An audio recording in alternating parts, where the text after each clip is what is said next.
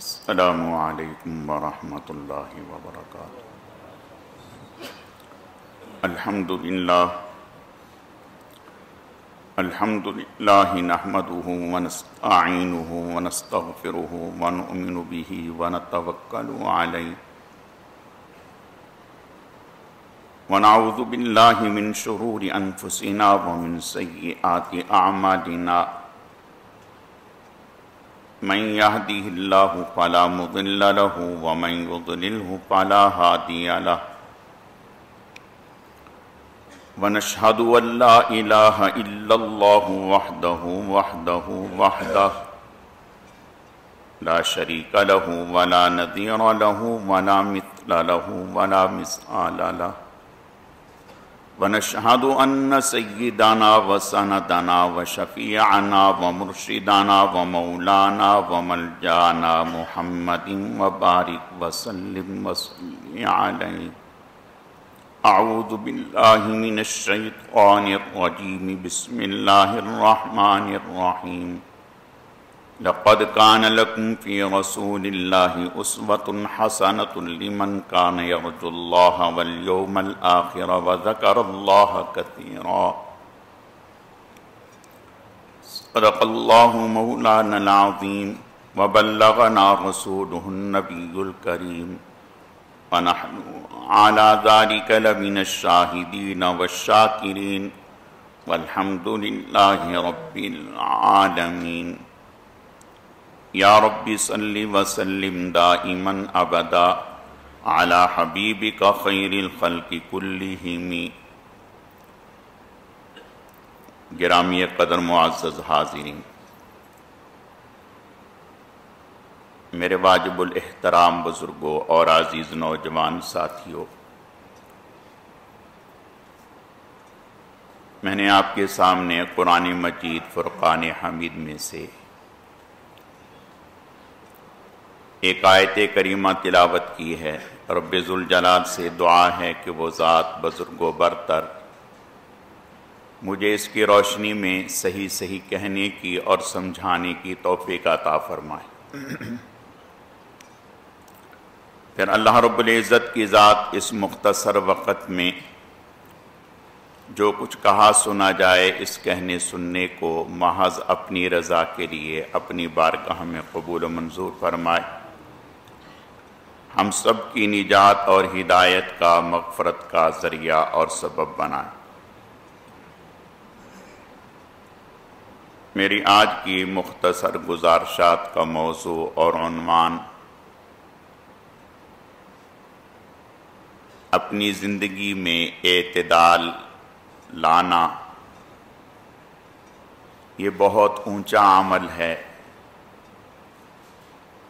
یہ عنوان ہے، اسی سے متعلق چند باتیں عرض کرنی ہیں۔ اللہ رب العزت صحیح کہنے کی، سمجھانے کی، سمجھنے کی، عمل کرنے کی توفیق عطا فرمائے۔ اللہ رب العزت نے ہمیں دین اسلام عطا فرمایا ہے جو اعتدال والا دین ہے، افراط و تفریط کو ناپسند کرتا ہے کسی بھی اعتبار سے۔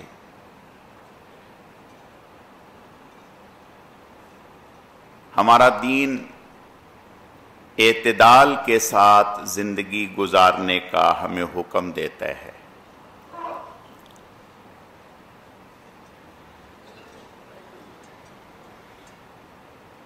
بعض لوگ اللہ تک پہنچنے کے لیے، تعلق مع اللہ حاصل کرنے کے لیے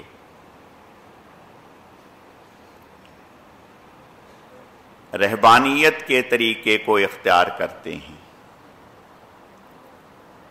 ہمارا دین اس کی ممانعت کرتا ہے کہ نہیں، ایسا نہیں۔ آپ صلی اللہ علیہ وسلم اپنی زوجہ محترمہ کے ہاں تشریف لائے.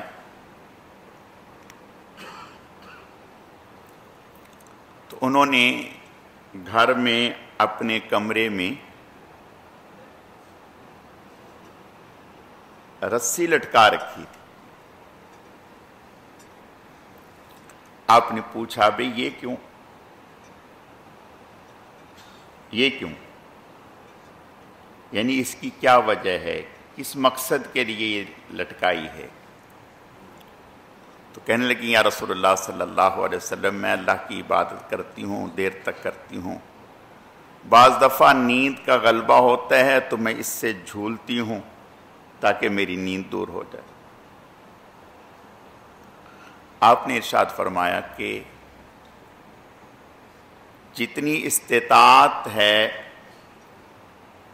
اتنی ہی عبادت کریں، استطاعت سے بڑھ کر عبادت کرنا نہ اس کا حکم ہے اور نہ ہم اس کے اوپر پورا اتر سکتے ہیں.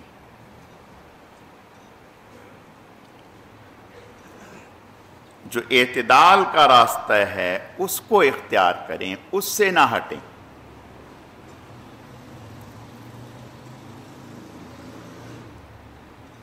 بعض لوگ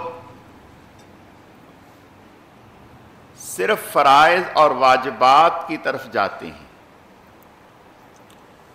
کہتے ہیں ہم سے فرائض اور واجبات پورے ہو جائیں یہی بڑی بات ہے، نفل کون اختیار کرے گا؟ لیکن اللہ کے نبی صلی اللہ علیہ وسلم نے ہمیں نوافل کی بھی ترغیب دی ہے. آپ صلی اللہ علیہ وسلم نے ارشاد فرمایا قیامت کے دن فرائض میں اگر کمی کوتاہی ہوگی، واجبات میں کمی کوتاہی ہوگی تو اللہ تعالیٰ اس کی تکمیل نوافل سے کر دیں گے، نوافل سے کر دیں گے. لیکن یہ جبھی ہے جب نوافل کا کچھ حصہ، کچھ مقدار رکھی ہوگی. اور پھر آپ صلی اللہ علیہ وسلم نے ارشاد فرمایا کہ فرائض تو ہمارے ذمے لازم ہیں، نوافل یہ اللہ کی محبت کا حق ہے، یہ اللہ کی محبت کا حق ہے. آپ صلی اللہ علیہ وسلم نے ارشاد فرمایا کہ ایک آدمی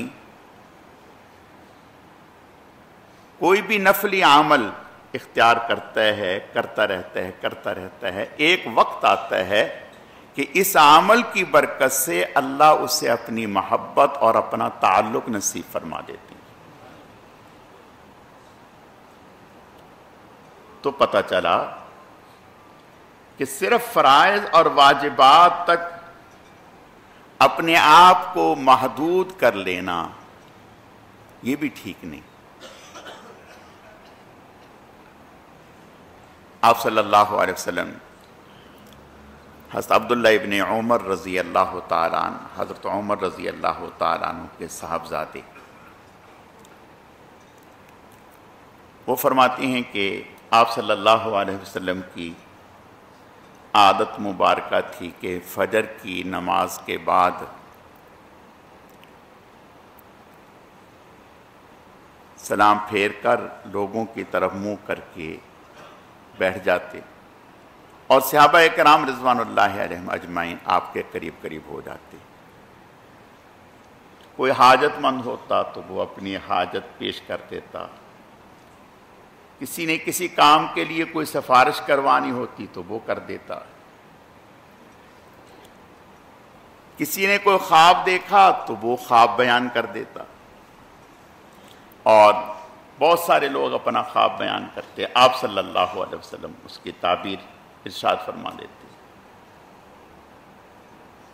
کبھی بذات خود آپ صلی اللہ علیہ وسلم اپنا کوئی خواب بیان فرما دیتے کہ میں نے یہ خواب دیکھا. صحابہ پوچھتے یا رسول اللہ صلی اللہ علیہ وسلم اس کی تعبیر کیا ہے؟ آپ بتا دیتے کہ اس کی تعبیر ہے. یعنی یہ عمومی مجلس ہوتی اور آپ صلی اللہ علیہ وسلم دیر تک اشراق تک، اشراق کے بعد تک تشریف فرما رہے تھے۔ تو حضرت عبداللہ ابن عمر رضی اللہ تعالیٰ عنہ فرماتے ہیں کہ میرے دل میں یہ بڑی حسرت ہوتی کہ مجھے بھی کوئی خواب آئے اور میں بھی اللہ کے نبی کے سامنے کوئی خواب بیان کروں، لیکن میں نوجوان تھا، مجھے کوئی خواب آتا ہی نہیں تھا، بڑی حسرت ہوتی۔ کہتے ہیں ایک دفعہ خواب آیا تو میں بڑا خوش ہوا کہ حضور علیہ السلام کو، لیکن آپ صلی اللہ علیہ وسلم کی مبارک مجلس میں مجھے ہمت نہ ہوئی کہ میں آپ کے سامنے اپنا خواب بیان کروں۔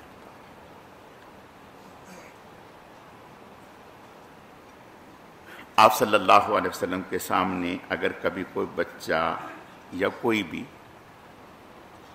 کوئی ایسی بات کہتا، آپ صلی اللہ علیہ وسلم خوش ہوتے۔ 5 دفعہ، ایک دفعہ آپ صلی اللہ علیہ وسلم نے سوال کر لیا، فرمایا کہ بھائی ایسا درخت بتاؤ جو مسلمان کی مانند ہے اور جس کے پتے نہیں جھڑتے۔ اب صحابہ اکرام رضوان اللہ علیہم اجمعین ڈھونڈ رہے ہیں، یعنی سوچ رہے ہیں کہ کون سا ہوگا۔ حضرت عبداللہ ابن عمر رضی اللہ تعالیٰ فرماتے ہیں میرے ذہن میں تھا، میں جان گیا تھا کہ یہ کون سا درخت ہے، تو لیکن حضور کے سامنے ہمت نہ ہوئی بتانے کی۔ گھر آ کر اپنے والد سے، حضرت عمر سے فرمایا کہ وہ مجھے معلوم تھا وہ کھجور کا درخت ہے، لیکن میں نے بتایا نہیں شرم کے مارے۔ حضرت عمر فرمانے لگے کہ اگر آپ بتا دیتے تو مجھے سرخ اونٹوں سے بھی زیادہ محبوب ہوتا، یعنی آپ بتاتے، حضور علیہ السلام دعائیں دیتے، خوش ہوتے۔ تو فرماتے ہیں کہ مجھے خواب تو آیا لیکن حضور کے سامنے بیان کرنے کی ہمت نہ ہوئی۔ میں نے اپنی ہمشیرہ جو حضور صلی اللہ علیہ وسلم کی زوجہ محترمہ تھیں ان کی خدمت میں ذکر کیا کہ حضور علیہ الصلاۃ والتسلیم سے مجھے تو شرم آئی اور یہ خواب ہے، اور خاصا لمبا چوڑا خواب۔ حضرت حفصہ رضی اللہ تعالیٰ عنہ نے حضور صلی اللہ علیہ وسلم کو خواب بتایا کہ عبداللہ نے یہ خواب دیکھا ہے۔ آپ نے ارشاد فرمایا عبداللہ اچھا آدمی ہے، کاش کہ وہ رات کو تہجد پڑھنے لگ جائے، کاش کہ وہ رات کو تہجد پڑھنے لگ جائے۔ اگر وہ تہجد کا اہتمام کرنے لگ جائے، تہجد کے نوافل پڑھنے لگ جائے تو بڑا اچھا آدمی۔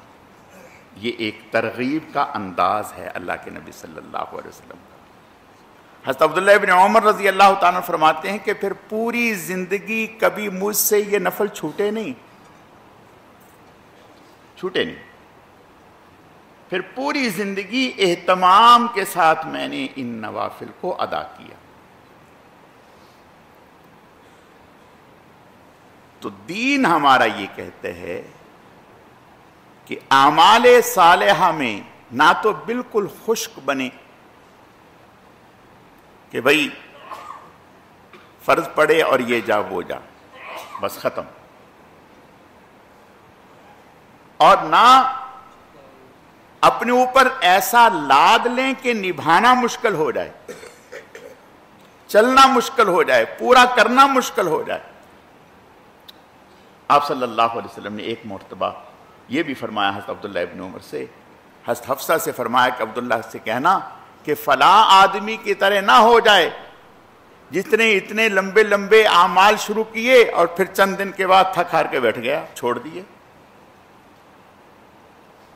پھر چند دن کے بعد تھک ہار کے بیٹھ گئے، چھوڑ دیے۔ جو شروع کریں اعتدال سے، اور پھر یہ مطلب نہیں کہ اگر مثال کے طور پر ہم نے کوئی نفل نہیں شروع کیے، کسی دن موقع مل گیا تو اب ہم پڑھیں نا، کہ اگر ہم نے پڑھ لیے تو پھر تو پورے کرنے ہوں گے، نہیں۔ جس عمل کو معمول بنائیں گے، عمل کا حصہ بنائیں گے تو وہ عمل کا حصہ بنے گا، نہیں بنائیں گے تو نہیں بنے گا۔ طے کر لیں کہ یہ ہمارے عمل کا حصہ ہے۔ اور آپ صلی اللہ علیہ وسلم مشفق تھے، ہمارے مزاج سے، ہماری طبیعتوں سے آپ جانتے تھے ہمیں۔ آپ صلی اللہ علیہ وسلم اگر کوئی آدمی اپنے اوپر زیادہ بوجھ لادنے کی کوشش کرتا، آپ اس کو ہلکا کر دیتے۔ مثلا کبھی آدمی جوش میں آیا، ارے بھئی پورا مال صدقہ کر دو۔ ابھی چند دن کی بات ہے، ایک صاحب آئے، عصر کے بعد بیٹھے ہوئے تھے، تو کہنے لگے کہ مولانا صاحب، دو تھے، ایک نے اپنے کاروبار کے حوالے سے کچھ بات چیت کی، مشورہ کیا، دوسرے صاحب کہنے لگے کہ مولانا صاحب میں نے بھی مشورہ کرنا پوچھنا۔ میں نے کہا جی فرمائیں۔ کہنے لگے وہ میری بیوی کا انتقال ہو گیا، میں نے ان کے ایصال ثواب کے لیے ایک مکان تھا وہ بیچ کے 1.25 کروڑ کا یا 1.5 کروڑ کا پورا پیسہ ہی وہ خرچ کر دیا۔ اب وہ میں نے یعنی ہاسپٹل میں لگا دیا، مسجد میں لگا دیا، مدرسے میں لگا دیا، ادھر لگا دیا، فلاں جگہ غریبوں میں تقسیم کر دیا، بیوی کی محبت میں آ کر۔ اب وہ تو چلی گئی، میں مصیبت میں آ گیا، اب میرے پاس بس بچا ہی کچھ نہیں۔ اس کے بعد سے میں پریشان ہوں، اور میں نے ایک دن اپنی بیٹی سے کہا کہ اللہ میاں تو کہتے ہیں کہ بھائی 1 کے 10 ملتے ہیں، مجھے تو ابھی 1 کا 2 بھی نہیں ملے۔ وہ سمجھے تھے کہ 1.25 کروڑ انویسٹ کریں گے تو اگلے مہینے 2.5 کروڑ ہو جائیں گے، تو مجھے تو نہیں ملے۔ تو میری بیٹی نے کہا کہ ابو یہ تو کوئی ضروری نہیں کہ یہیں ملیں گے، اللہ تعالیٰ بعض دفعہ آخرت میں رکھ دیتے ہیں۔ میں اس وقت سے، خلاصہ یہ ہے ان کی گفتگو کا، میں اس وقت سے پریشان ہوں، اب میں بہت پریشان ہوں۔ تو میں نے اس کو کہا کہ کاش کہ یہ مسئلہ آپ کرنے سے پہلے پوچھتے، یہ بات کرنے سے پہلے پوچھتے تو بہت اچھا ہوتا۔ اب کرنے کے بعد پوچھ رہے ہیں، اب اس کا کوئی حل ہے نہیں۔ تو ہمارا دین ہمیں یہ نہیں کہتا۔ آپ صلی اللہ علیہ وسلم حضرت کعب بن مالک رضی اللہ تعالیٰ غزوہ تبوک میں پیچھے رہ کے 50 دن تک آپ صلی اللہ علیہ وسلم نے صحابہ کرام سے ان سے بات چیت کے لیے منع کر دیا۔ آپ بھی بات نہیں کرتے تھے، ان سے، صحابہ سے بھی منع کر دیا، کوئی اس سے بات نہ کرے۔ 50 دن تک روتے رہے، توبہ کرتے رہے، اللہ تعالیٰ سے معافی مانگتے رہے، حتیٰ کہ 50ویں دن کی صبح کو کہتے ہیں کہ میں سجدے میں پڑا ہوا رو رہا تھا، اور حالت ہماری یہ تھی وَضَاقَتْ عَلَيْكُمُ الْأَرْضُ بِمَا رَحُبَتْ، کہ حالت یہ تھی کہ زمین کشادہ ہونے کے باوجود تنگ ہو چکی تھی، نہ گھر میں سکون نہ باہر سکون۔ تو 50ویں دن توبہ قبول ہوئی۔ میں حضور علیہ السلام کی خدمت میں پہنچا اور رو بھی رہا تھا، حضور سے ملا بھی، حضور نے مجھے مبارکباد بھی دی، اور حضور نے فرمایا کعب جب سے تم پیدا ہوئے ہو اس وقت سے لے کر آج تک اتنا زیادہ عزت والا اور اتنا زیادہ تمہارے لیے اچھا دن نہیں ہے کہ اللہ نے تمہاری توبہ قرآن میں ذکر کرتی، قرآن میں ذکر کرتی۔ تو کہتے ہیں میں نے خوشی میں آ کر کے کہا یا رسول اللہ اس خوشی میں اب میں پورا مال اپنا اللہ کے راستے میں صدقہ کرنا چاہتا ہوں، پورا مال۔ آپ نے فرمایا نہیں۔ اب دیکھیں آپ صلی اللہ علیہ وسلم تو کہتے کہ ٹھیک ہے لاؤ بھائی لاؤ، بہت اچھی بات ہے۔ نہیں، آپ شفیق تھے، آپ سمجھتے تھے کہ ابھی محبت میں جوش میں آ کر یہ پورا مال خرچ کرے گا، بعد میں یہ پریشان ہو جائے گا۔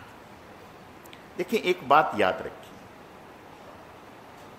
ہر آدمی کی استعداد الگ ہے، سمجھیں اس بات کو، ہر آدمی کی استعداد الگ ہے، اور طبیب اسے ہی کہتے ہیں کہ ایک ہی لاٹھی سے سب کو نہیں ہانکے، ہر آدمی کی طبیعت کو، مزاج کو، اس کی استعداد کو سمجھ کر اس کا علاج کرے۔ صدیق اکبر پورا مال لے کے آتے ہیں، اللہ کے نبی خوش ہوتے ہیں، قبول کر لیتے ہیں، پورا مال لے کے آتے ہیں اور کہتے ہیں یا رسول اللہ اور اس کے رسول کا نام چھوڑ کے آیا ہوں اور کچھ بھی نہیں چھوڑ کے آیا۔ آپ خوش ہوتے ہیں، قبول فرما لیتے ہیں، اس لیے کہ وہ ہیں ہی پہلے نمبر پر۔ اور یہاں کعب بن مالک رضی اللہ تعالیٰ عنہ پورا مال دینا چاہ رہے ہیں، آپ منع فرما رہے ہیں، نہیں۔ کہا یا رسول اللہ آدھا، فرمایا نہیں، تہائی یا چوتھائی، فرمایا یہ ٹھیک ہے، اپنے لیے رکھو۔ اور حکم بھی یہ ہے کہ اتنا خرچ کرو کہ پھر فقیر نہ بن جاؤ کہ دوسروں کی طرف محتاج ہو کر کے دیکھو کہ اب ہماری کوئی مدد کرے۔ تو میں عرض یہ کرنا چاہتا ہوں کہ شریعت مطہرہ اللہ کے نبی صلی اللہ علیہ وسلم ہمارے لیے اعتدال کا راستہ، اگر کہیں اعتدال سے ہٹ کر نکلتے آپ صلی اللہ علیہ وسلم منع فرماتے کہ نہیں۔ حضرت عبداللہ ابن عامر ابن العاص رضی اللہ تعالی شادی ہو گئی، ان کے والد عامر ابن العاص رضی اللہ تعالیٰ شادی کے کچھ وقت کے بعد گھر میں رہتے تھے، تو ایک دن بہو سے پوچھا کہ میرا بیٹا کیسا ہے، میرا بیٹا کیسا ہے؟ اور بہو بہت اونچے گھرانے کی تھی، شریف الطبع، دیندار۔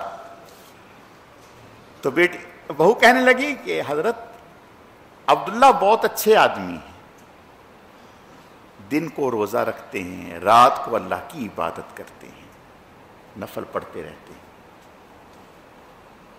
یہ بات کہتی اور خاموش ہو۔ اب سسر حضرت عامر ابن العاص رضی اللہ تعالیٰ عنہ سمجھ گئے بات، اپنے بیٹے کو بٹھایا اور بٹھا کر کے کہا کہ بیٹا ٹھیک ہے، عبادت بہت اونچی چیز ہے، روزہ رکھنا بھی اونچی چیز ہے، لیکن جس کو گھر میں لے کے آئے ہیں اس کا بھی تو کوئی آپ پر حق ہے، اس کا خیال کون کرے گا؟ لیکن ابا کی بات سن تو لی اور کوشش بھی کی ہوگی لیکن چل نہیں سکے۔ حضرت عامر ابن العاص رضی اللہ تعالیٰ عنہ حضور صلی اللہ علیہ وسلم کی خدمت میں تشریف لے گئے۔ یا رسول اللہ عبداللہ کو دیکھیں، عبداللہ یوں کر رہے ہیں۔ آپ صلی اللہ علیہ وسلم خود تشریف لائے ان کے گھر پر، خود تشریف لائے۔ جب آپ صلی اللہ علیہ وسلم تشریف لائے تو حضرت عبداللہ نے آپ صلی اللہ علیہ وسلم کو بٹھایا اور بیٹھنے کے لیے تکیہ پیش کیا، جیسے ہم کشن دیتے ہیں کہ آپ اس پر تشریف رکھیں، اس طرح ایک تکیہ دیا جس میں کھجور کی چھال بھری ہوئی تھی اور چمڑے کا تھا کہ یا رسول اللہ آپ اس پر تشریف فرما۔ آپ صلی اللہ علیہ وسلم نے اس کو بیچ میں رکھ لیا، درمیان میں، اور خود نیچے ہی بیٹھ گئے، خود نیچے ہی بیٹھ گئے، اس پر تشریف فرما نہیں ہوئے، نیچے ہی بیٹھ گئے۔ تو علماء نے لکھا کہ اس سے ہمیں یہ تعلیم ملتی ہے کہ اپنے مہمان کوئی اگر آئے تو اس کو اس طرح سے اچھی جگہ بیٹھنے کے لیے پیش کرنی چاہیے۔ آپ صلی اللہ علیہ وسلم نے ان سے بات شروع کی۔ جب آپ نے بات شروع کی تو آپ نے فرمایا کہ عبداللہ، جی یا رسول اللہ، فرمایا کیا معمولات ہیں؟ یا رسول اللہ دن بھر روزہ رکھتا ہوں اور رات کو نفل پڑھتا ہوں، یہ معمولات ہیں۔ اب بظاہر بتائیں یہ کوئی بری بات تو نہیں، دن میں روزہ رکھنا اچھی بات ہے، لیکن آپ اللہ کے نبی تھے، حکیم تھے. آپ نے فرمایا عبداللہ تمہارے لیے اتنا کافی نہیں کہ تم مہینے میں صرف 3 روزے رکھ لیا کرو، 13، 14، 15. چاند کی 13، 14، 15 کو روزہ رکھ لیا کرو، پورے مہینے کے روزوں کا ثواب مل جائے گا. یعنی ایک روزے پر 10 روزوں کا ثواب. تو 3 روزے رکھو گے پورے مہینے کے روزوں کا ثواب مل جائے گا. تو کہنے لگے کہ میں نے کہا یا رسول اللہ بس نہیں، اور اضافہ فرما دو، اور اضافہ فرما. تو آپ نے فرمایا کہ اچھا بھائی تم پھر پیر اور جمعرات کا رکھ لو، یا فرمایا 5 روزے کر لو. انہوں نے کہا اور اضافہ. کرتے کرتے کہنے لگے حضور علیہ السلام سے نے مجھے فرمایا کہ اچھا پھر صیام داؤدی رکھو. حضرت داؤد علیہ السلام کا جو مزاج تھا، حضرت ایک دن روزہ رکھتے، ایک دن چھوڑ دیتے، ایک دن رکھتے، ایک دن چھوڑ دیتے. فرمایا اس سے زیادہ نہیں، بس اتنا اختیار کرو. کہتے ہیں کہ میں نے اس کو لے لیا. جب حضرت عبداللہ ابن عامر ابن العاص، اور پھر آپ نے فرمایا کہ دیکھو اپنے گھر والوں کا بھی حق ادا کرو، رات کو 3 حصوں میں تقسیم کرو، 2 حصے اللہ کی عبادت کرو، 2 حصے آرام کرو، 1 حصہ آرام کرو، گھر والوں کو وقت دو، اور 1 حصہ اللہ کی عبادت کرو. تو حضرت عبداللہ فرماتے ہیں کہ جب میری عمر آخری ہوئی، بڑھاپا آیا، اس وقت مجھے احساس ہوا اے کاش کہ میں حضور کی بات مان لیتا، میں 3 روزے ہی صرف رکھتا، 13، 14، 15 کا. اس لیے کہ جب حضور سے میں نے کہہ دیا تھا کہ ایک دن چھوڑ کے ایک دن روزہ رکھوں گا، اب میرے لیے نبھانا لازم ہو گیا. اب اگر میں نہیں نبھاتا تو میں گناہگار ہوتا. تو اب زندگی بھر آدمی کی طاقت ایک جیسی نہیں رہتی، ہمت ایک جیسی نہیں رہتی، قوت ایک جیسی نہیں رہتی. تو اب جب بڑھاپا ہو گیا تو میرے لیے اس عمل کو پورا کرنا دشوار ہو گیا. اب میں حسرت کرتا ہوں، افسوس کرتا ہوں کہ جب آپ صلی اللہ علیہ وسلم تشریف لائے تھے، آپ نے یہ فرمایا تھا میں نے کیوں نہ آپ کی بات مان کر ایسا کر لیا ہوتا. پھر آگے حضرت فرمایا کرتے تھے کہ دیکھو اللہ کے نبی صلی اللہ علیہ وسلم کی جو تعلیمات ہیں برحق ہیں. آپ نے ارشاد فرمایا کہ عمل کو اتنا لازم کرو جتنا نبھا سکو. تھوڑا عمل اپنے اوپر لا دو لیکن ہمیشہ کرو، ہمیشہ کرو.